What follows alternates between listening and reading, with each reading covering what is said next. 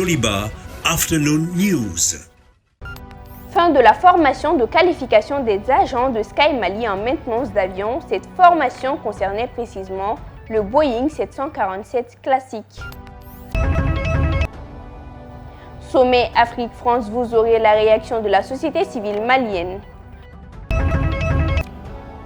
Au Burkina Faso, le seul rescapé du putsch de 1987 décrit le moment de l'assassinat de Thomas Sankara.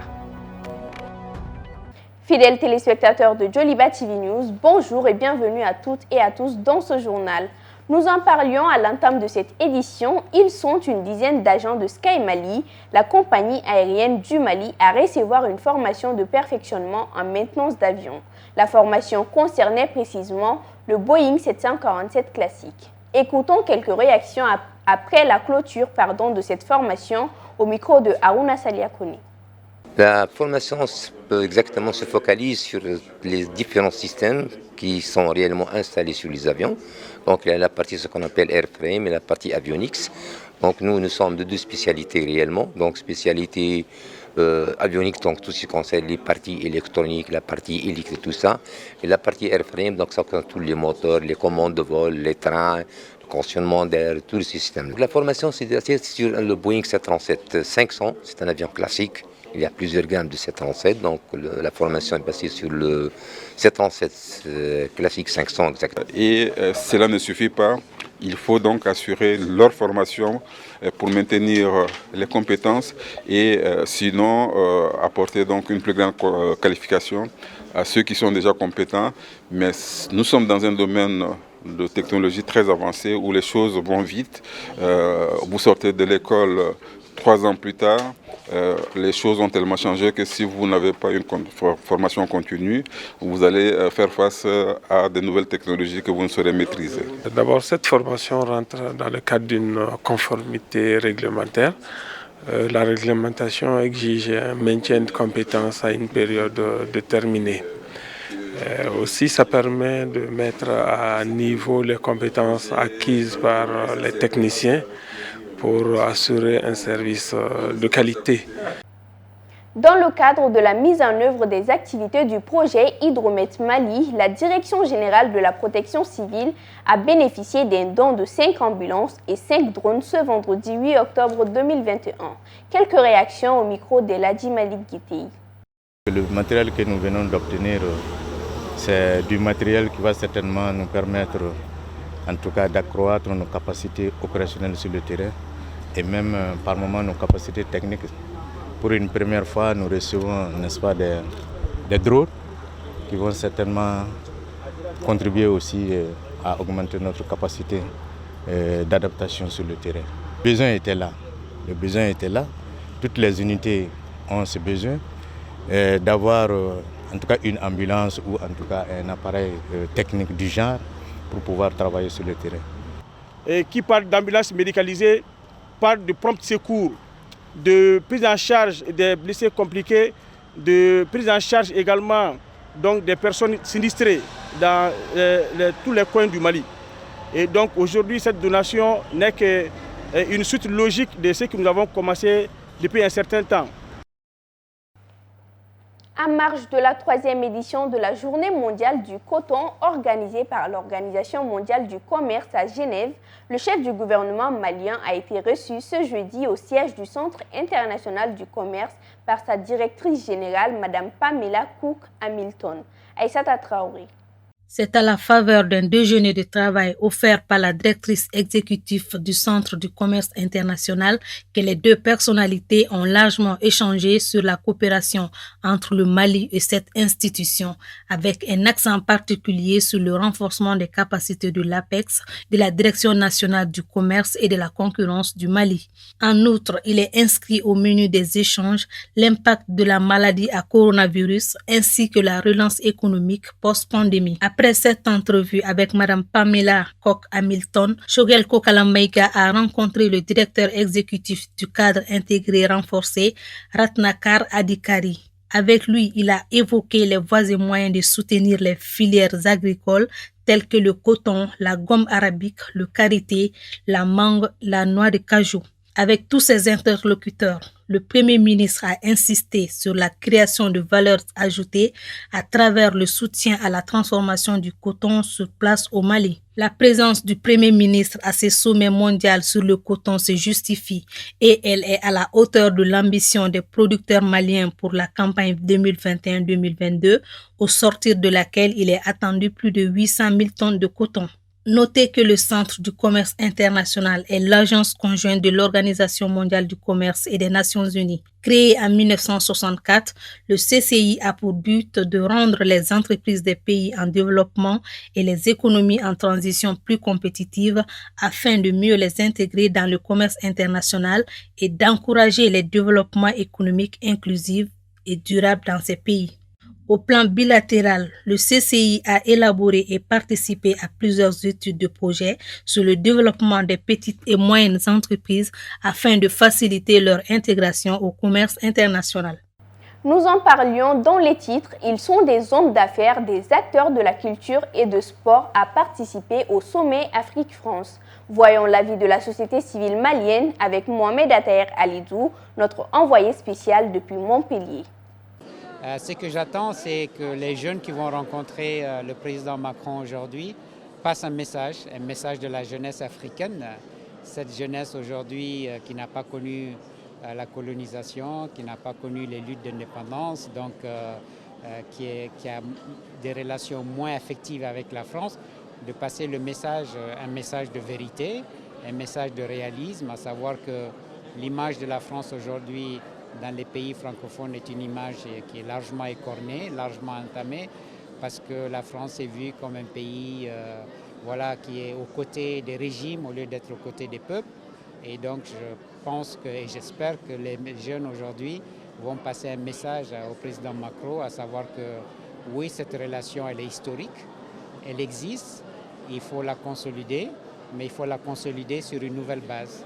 Il faudrait que le gouvernement français, il faudrait que les dirigeants français se rendent compte que les jeunes africains d'aujourd'hui sont mondialisés, sont connectés, sont décomplexés et ne recherchent qu'une seule chose, c'est avoir un bien-être social, un bien-être économique, avoir, des objectifs dans la vie.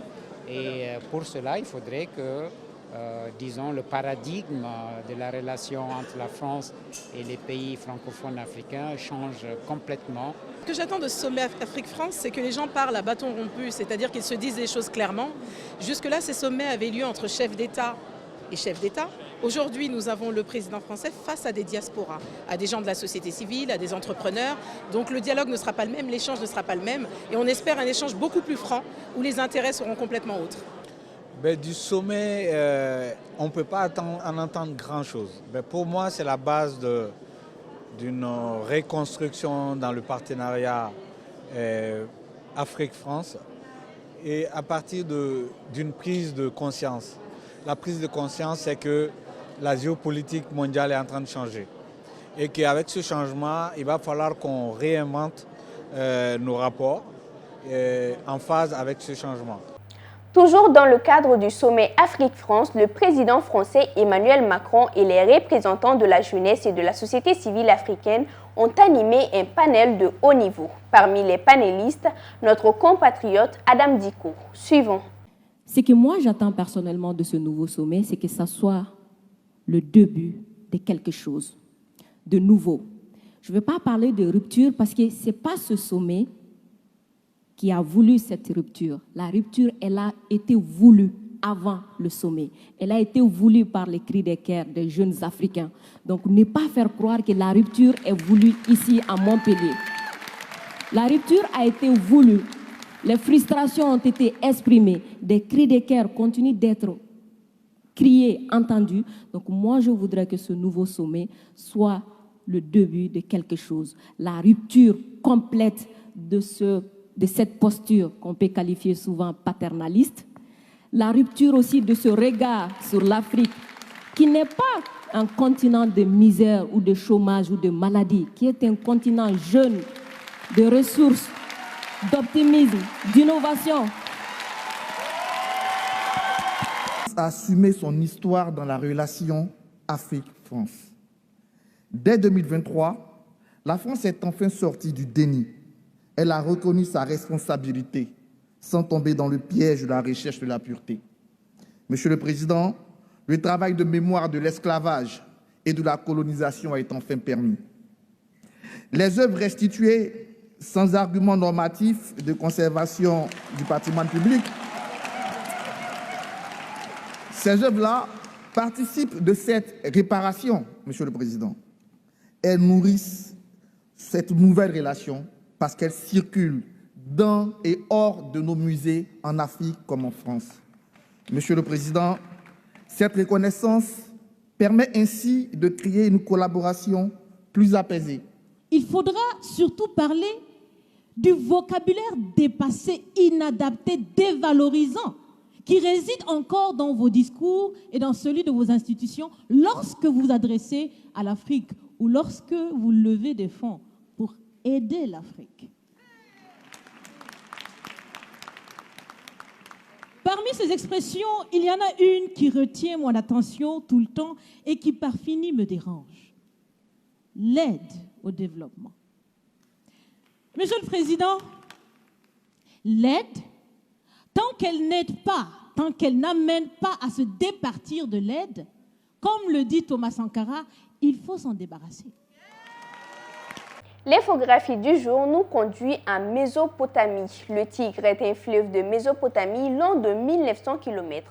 Ce fleuve prend sa source en Turquie, comme l'autre grand fleuve de la région, l'Euphrate. Il prend sa source dans le Tauros, au plateau arménien en Turquie, puis parcourt la Syrie et l'Irak du nord au sud en passant par Mossoul et Bagdad. Ensuite, il rejoint l'Euphrate pour former une estuaire commun, le Chat el-Arab, long de 200 km qui débouche dans le golfe Persique. Comme l'Euphrate, le Tigre traverse en Irak essentiellement une région désertique et son alimentation en eau dépend de contrées montagneuses étrangères. Son régime, fortement influencé par la fonte des neiges, était très irrégulier. Il a été partiellement régulé par des barrages. Ses principaux affluents descendant de la montagne du Zangro et des montagnes d'Iran confluent sur sa rive gauche. Sur sa rive droite, il se rapproche fortement de l'Euphrate à partir de la région de Bagdad. Le Tigre est un sujet de friction entre l'Irak et la Turquie, cette dernière voulant encore réduire son débit par la construction de nouveaux barrages. À présent, l'actualité internationale avec Aminata Traoré. Aluna Traoré, ancien compagnon de Thomas Sankara, ex-président, père de la révolution burkinabé, devenu une icône panafricaine, explique comment il a été le seul à vivre au coup d'État de 1987 et décrit le moment de l'assassinat. Le procès de l'assassinat de Thomas Sankara doit s'ouvrir lundi à Ouagadougou, suscitant 34 ans après des espoirs de vérité et de justice. Nous avions réunion dans cette salle autour de 16h passées. Le camarade président est arrivé le dernier. Bon, nous l'attendions dans la salle de réunion, ici, là même. Et à peine est-il arrivé que la réunion pouvait commencer. Bon, nous, on a commencé la réunion et moi, j'avais été missionné au Bénin. Donc, de retour de mission, j'avais droit à la parole. J'ai eu juste le temps de dire j'ai quitté Ouagadougou, début de mon rapport, et puis on entendait des tirs par dehors avec une tonalité assez forte. Sortez, sortez, sortez. Donc sur ces injonctions-là, le camarade président s'est levé et a tiré son survêtement vers le bas et il est ressorti par là, les mains en l'air. Il a été abattu à bout portant à l'entrée de cette salle-là, par où il était passé rentrer. Et les 5 autres camarades ont suivi, ils ont connu le même sort. Et moi, j'étais pratiquement le dernier à sortir. Bon, je n'ai pas eu d'impact de balle. Je me suis couché donc parmi mes camarades qui étaient déjà morts. Et quelque temps après, les assaillants, il y a un qui a estimé qu'il y a un qui n'a pas été touché. Il faut le conduire en salle de l'autre côté. Donc, on m'a conduit paisiblement là-bas. Bon, jusqu'au petit matin, on nous a dit de rentrer chez nous. L'attente la majeure qui me préoccupe, c'est que la vérité soit dite, la vérité selon laquelle un homme, un groupe d'hommes, et particulièrement le président Thomas Sankara, a été assassiné pour avoir aimé son pays. C'est un acte de si le procès pouvait nous permettre d'établir cette vérité-là. Tout ce que Thomas a fait sous la Révolution porte le sceau de l'amour pour son pays, l'amour pour son peuple. Et au nom de ce peuple-là, il a consenti tous les sacrifices, y compris le sacrifice de sa vie. Mais Thomas lui-même a eu la prémonition de dire on peut tuer Thomas, on peut assassiner Thomas, mais des milliers de Thomas naîtront. Donc si la vérité, le procès établit la vérité, que Thomas a été tué pour avoir aimé son peuple, les milliers de Sankara qui vivent actuellement porteront le rêve Thomas, essayeront à leur façon d'aimer ce pays et le sortir de son sous-développement. Selon des proches de Thomas Sankara, il voulait décoloniser les mentalités dans son pays et en Afrique où il est devenu une icône.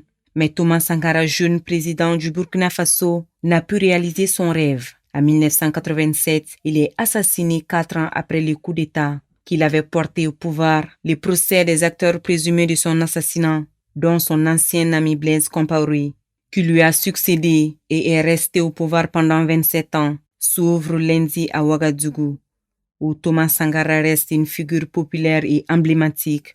Sankara est toute une philosophie. C'est une manière de penser, d'être, un monde de vie. Sankara est une fierté africaine, déclare Serge Ouedraogo, un professeur de lycée. Lors des manifestations de 2014 qui ont abouti à la chute de Blaise Compaoré, les jeunes qui n'ont pas connu son bref passage au pouvoir brandissent pourtant son portrait avec fierté. Aujourd'hui, on peut dire que Sankara représente une boussole pour les peuples burkinabés. C'est un guide. C'est lui qui a retracé le chemin de l'espoir pour le peuple, estime M. Ouedraogo.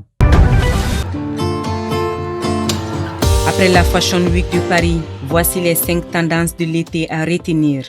1.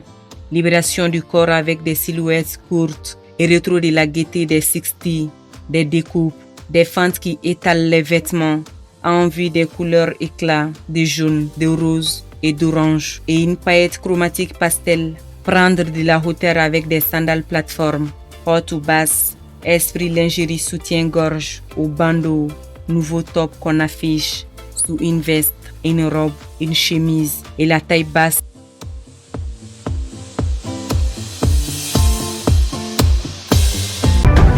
Bernard Tapie est décédé ce dimanche 3 octobre 2021 après des années de combat contre le cancer généralisé. Avant les obsèques de Bernard Tapie, les supporters se rassemblent sur le Vieux-Port et suivent le corbière transportant la dépouille de l'ex-président de l'OM jusqu'à la cathédrale Sainte-Marie-Majeure, la Major. Le prix Nobel de la paix a été attribué à 2 journalistes, la Philippine Maria Ressa et le Russe Dimitri, pour leur combat courageux pour la liberté d'expression dans leurs pays respectifs, a annoncé le comité Nobel norvégien, Sonor 1. The Norwegian Nobel Committee has decided.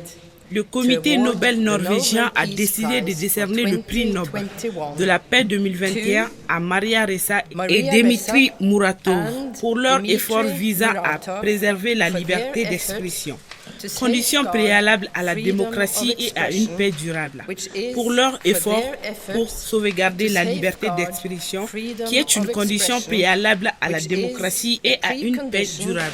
For democracy and lasting peace. La liberté de la presse, jamais sacrée jusqu'à présent, figurait parmi les favoris pour cette année, mais les 329 candidatures en lice étaient retenues secrètes. Le prix, une médaille d'or, un diplôme et une somme de 10 millions de couronnes suédoises, près de 980 000 €, doit être remis physiquement le 10 décembre à Oslo, si les conditions sanitaires le permettent. L'an dernier, le Nobel de la paix avait récompensé le programme alimentaire mondial PAM des Nations Unies pour ses efforts contre la faim dans le monde. Après la paix, seul Nobel remis à Oslo, la saison des prix décernés depuis 1901 s'achève lundi à Stockholm avec l'économie. En sport, le Mali s'est largement imposé 5-0 ce jeudi 7 octobre 2021 face au Kenya dans le cadre de la 3e journée des éliminatoires du Mondial Qatar 2022. Le résumé du match avec El Hadji Malik Guitei. Les Aigles du Mali continuent leur parcours sans faute en éliminatoire du Mondial Qatar 2022.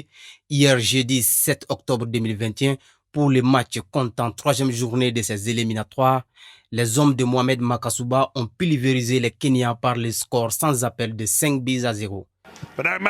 Dès la 7e minute, le ton du match est donné par Adama Traoré Malouda après un bon service d'Ibrahima Koné.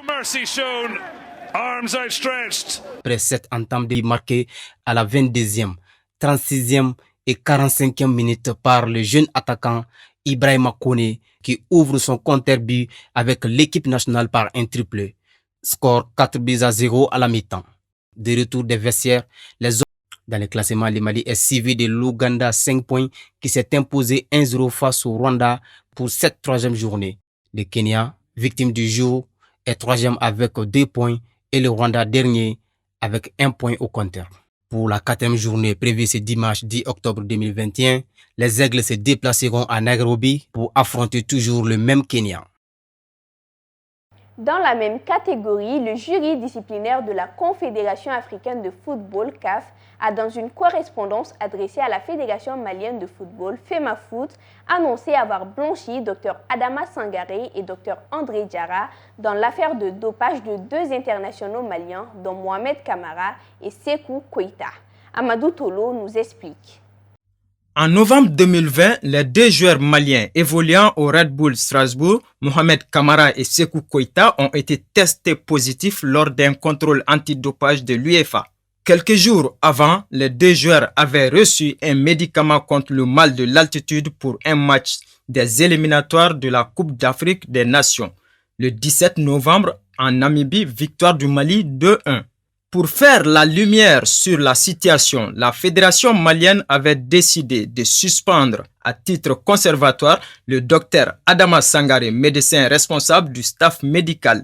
Après avoir entendu docteur Adama Sangaré et docteur André Diarra lors d'une réunion le 27 septembre dernier, le jury disciplinaire de la CAF a considéré que les arguments présentés par les 2 médecins ont été jugés suffisants et probant pour écarter toute matérialité d'une infraction aux règles d'antidopage de la FIFA et de la CAF. Par conséquent, le jury n'a pas jugé adéquat de prononcer une sanction à l'égard des parties en cause. La présente décision met un terme à la suspension en cours, précise une correspondance de la CAF adressée à la FEMAFOOT. Après plusieurs mois d'incertitude, les docteurs Adama Sangaré et André Diarra peuvent reprendre service au sein du staff médical des Aigles du Mali. Fidèles téléspectateurs, c'est la fin de cette édition. Merci à vous de l'avoir suivi. Merci à toute l'équipe de la réalisation ainsi qu'à celle de la rédaction. À très bientôt sur Joliba TV News.